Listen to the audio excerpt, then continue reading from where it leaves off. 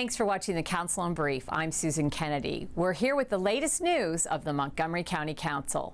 And we start this time with a report from the Council's Office of Legislative Oversight that looked at spending and staffing at Montgomery County Public Schools, comparing schools with students in both high and low levels of poverty. The report found the schools only used about 2/3 of the money earmarked for programs for low-income students. And that has some council members taking a close look at the school system spending strategies.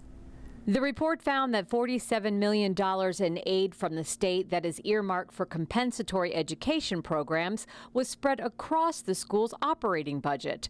Councilmember Craig Rice says making sure those students have the support they need should be a priority when these funds are designated. One of the things that's always been a priority for us on the council, for the Montgomery County Council of PTAs, is making sure that we can have resources allocated where need is greatest. Part of the challenge, however, is that it's not easy to just look at the cost of a teacher and saying that, okay, the salary or experience means that that teacher's any better than another teacher who might be newer, but who also might have a fervor for really jumping in and dealing with those particular issues. MCPS's use of that funding for non-compensatory education programs is legal under state law.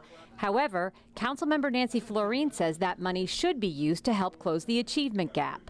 I find it pretty troubling that 1/3 of the dollars that is designated specifically and precisely for what's called compensatory education, which is ESOL and children from families that require special support because of poverty and other measures, are not receiving the dollars that technically under these rules I think they should be getting.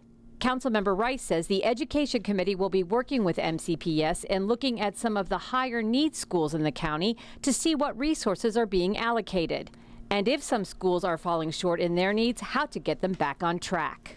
And if there's a disconnect between the needs that are in our schools, it basically falls on that principle in terms of communicating that information. We're going to make sure that all of that is working seamlessly, and then if there are additional resources, of course, advocating on behalf of those individual schools that might need it, to say to the board, allocate those additional resources to the schools so that we can make sure that our students are getting everything they need to be successful. In other news, introduction of a new bill with the goal of eliminating the sale of tobacco products to minors in the county.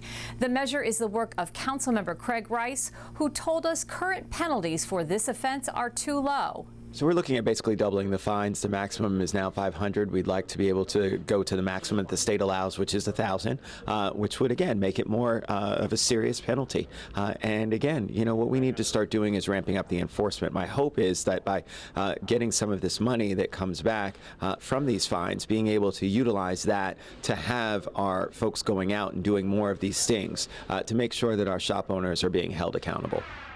Recently, the Board of Elections here in Montgomery County announced it would replace 2016 early voting sites in Burtonsville and Chevy Chase with sites in Brookville and Potomac.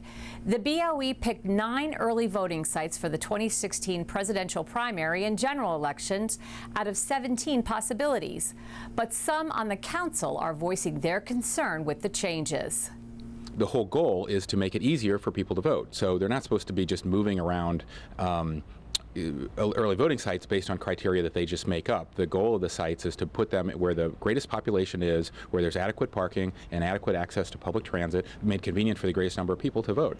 They've been very popular, they've been very successful. It doesn't make any sense at all to do what they did to Burtonsville, take a site that's been extremely successful and the #1 site for minority voters and move it to a remote location up county. We should be adding, overall, the State Assembly should be adding more early voting sites. They've been so successful, there's huge demand, there's lines at early voting sites, you know, in most places, like Silver Spring in my district, as well as in Burtonsville. So we should be adding them. If we can't add them, since you're stuck with a finite number, we have to make the lowest performing ones work better. We should not be moving away, you know, around ones that are highly successful, like the Lawton site in Bethesda and the Praisner site in Burtonsville. Well, that wraps up this edition of the Council in Brief. For County Cable Montgomery, I'm Susan Kennedy. Thanks for watching.